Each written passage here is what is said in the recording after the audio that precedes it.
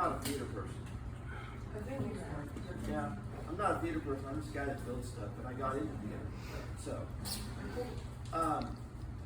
yeah, not because I'm a theater person. I'm not a theater person. I'm cool to go out Curtis. Oh, hey. My bad. Too high. Today we're going to talk about scenery. We're going to look at a whole bunch of pictures, and I'm going to talk about a lot of stuff. And I'm going to talk about why the examples that I brought with me, and the handout that is in Canvas, how everything I'm going to show you is not that. It's going to make a little more sense as we get through this. This is one of the early shows that we built at Miami University. One of my first shows at Miami University. It was called Communicated Doors, and see, I got a pointer so I can stand aside and you can see. Pointer's too long. Right on this side, this was the interior of an apartment in New York City or some big city somewhere. It had all this molding and trim, and a cutaway wall, so you can see it in the bathroom. What are you giggling about? We said it's our friend, but it's not. We're just like looking at she used to do Barbie's stuff. So, I don't remember the exact, I'm going to say a bunch of stuff, and if it's completely wrong, well, you can criticize it for it later. Over on the side here is the communicating door. And what it was a collection of 2 door frames that were mounted on a turntable. And so when the person went in the door, the unit spun around, and there was an identical door on the other side of it. And so they would walk off stage, and you could see them in between these 2 doors. They would walk into this piece of scenery, you could see them, they would walk through this door, be in on the other side of this door, and then there was another door that you can't see in this picture, right there. And then the whole thing would turn around. The audience would see this happen. The audience would turn around, and then the person would come out the second door as if they were walking through that into the next space, but they were actually coming right back into this space. And then they were in a new decade. A different dimension, if you would. And that happened, these people, it was the same person 3 different times in their life or something. I don't remember all the exact details of it. But anyway, that's what happened. There was a person in the couch. In it? There was a person in the couch. For how long? The entire show. Oh, what? No, I believe We you. gutted the couch out and built a platform in it. So we sat on the couch and looked like we were sitting on a couch. There was actually a person laying right in there. Because at some point in the show, there's a body that's hiding in the couch. So the person's arm had to stick out. Like So that's all we ever saw of the person that was on the couch. So funny. Imagine being cast when you're just one person in a couch.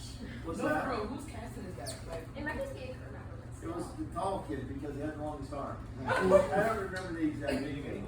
But yeah. What show was So, this? it's called Communicating Doors. Look it up. So, but tons and tons of molding and trim went on for days. When I talk about stock flats and stock platforming, we used a little bit of stock platforming in these levels up here, but there was not one stock flat on this entire set because of all the different angles and the different sizes and all that stuff and everything else. It was insane. Okay, next. Avenue Q. Again, not one, I think there was a couple of stock platforms built into this, but all of these buildings are smaller scale. They're not human sized, they're puppet sized because of all the puppets in the show. So they're all puppet sized. So these look like buildings, but these windows are tiny compared to actual windows. So all of this was custom built, every flat, every wall, all of the things. It was insane. And I came in really early one morning because there was a problem. These windows open, they were on hinges, so they opened back so that there were people sticking their head out, puppets sticking their head out. And I had built all these window frames were built. They're all custom sized. They're all specifically built. You can't just go to the store and get one.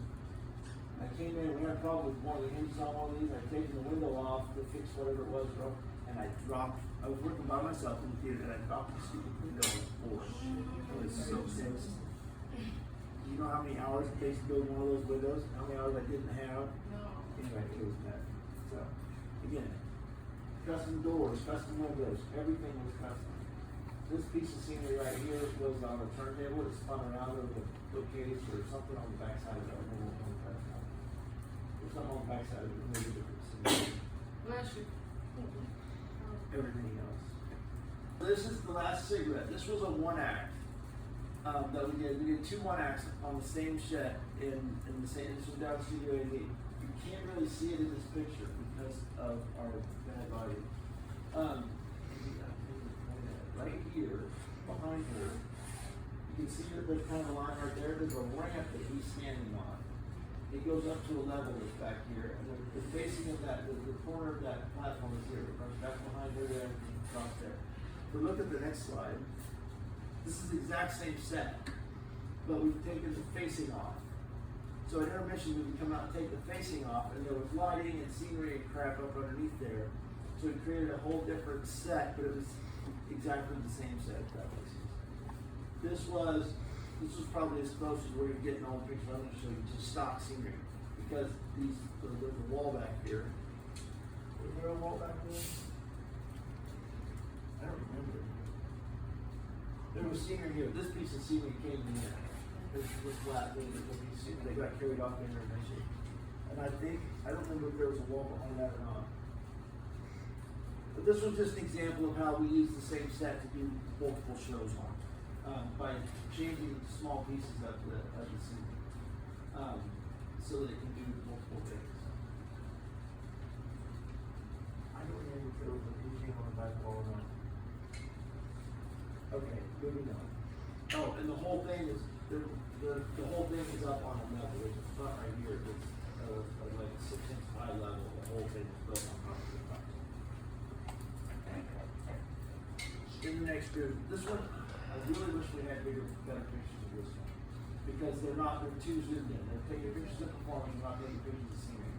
That's the thing about building scenery, is nobody ever takes pictures of the scenery. They always take pictures of the actors. Yeah, what is wrong with that? Yeah, exactly. This was called In the Next Room. It was about a controversial doctor with controversial practices in the Victorian era. And so there was 2 rooms. This is the one room on one side of the stage. This was a wall that ran upstage and downstage. There was a wall that ran all the way across the stage. You can't really see the other half of the room, because there's a door right here, and it's perpendicular to the audience, and then there's another, a doctor's office on the other side. So we go through this whole show, things happening on both sides of the stage, the scene happens here, and then they go in the other room, and the scene happens in the next room. And then at the very end of the show, all of it flies out. The walls, the doors, everything. The only thing that stays is the fireplace. Towards the end of the show, people are slowly, one piece at a time, are carrying the furniture off, carrying all the set dressing off, so that the very last scene is just 2 people on stage, and the whole set flies out. So it was crazy. You can't really see it. Look, we're taking pictures of performers again. They're standing in the middle of the stage. You can't see that they're all gone. If you look, you can see this in if you go online, if you go into campus, you can pull this up and see the pictures better. But if you look at the picture before it, you can see it in the background right here, there's a wall. It's got like this lattice work on it. That wall stayed. That wall was upstage of the scenery. It was like outside the house. And that wall stayed. And whenever you go to the next scene, you can see that wall behind there. That's still back there. So that was all that was left. So it was the whole unit. It weighed about 1,700 pounds. And so we had some very interesting rigging to get enough counterweight over there to be able to lift it out. And we had 2 kids, 2 twin brothers who are our fly operators. Were you here for that? Nope. That was before you. That was before We me. had 2 twin brothers. And that was really all they did. Was they showed up, they helped set up the show, they sat around the entire show until it was time to fly that thing out, and then they went over there and pulled this rope to haul the thing out. It was pretty crazy. If you've ever built a door frame that needs to fly out, I can talk to you about all the challenges that you can face. And trust me, it's not as easy as just hang a couple of cables on a door frame and fly it, because things happen. This is Long Christmas Ride Home. This was a show. There were performers. This was the father. This was the mother. And then the kids were puppets. And this was the puppeteer. Oh. And so this is the puppet and the puppeteer and the puppet, puppeteer and the puppet. And so there were some characters that were actual humans, and there were some characters that were puppets, manipulated by performers, and spoken by the performer. It was a pretty cool show. It was a very interesting show. I had my own hates and trauma from this show, but it turned out to be these were, again, not one piece of stock scenery in the whole show. This was down at Studio 88. We built benches, non-traditional setup. It was a 3/4 thrust. It was done long way. This is the north wall down toward the end. The booth was behind us, and then there was seating on 3 sides. And the front row of people sat on pillows on the floor. And the back row of people sat on benches, custom built benches that we had to build.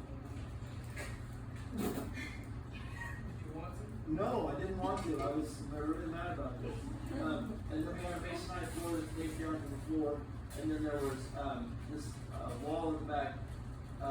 This was actually muslin covered wood, kind of traditional flat construction, but then covered with muslin and lit from behind, so it was kind of a sight back there. But it had these 2 big doors. This opening right here was a door that slid open back and forth like big elevator doors. So interestingly complex, very simple looking, way more complicated than it looks like. Again, not one piece of stock scenery.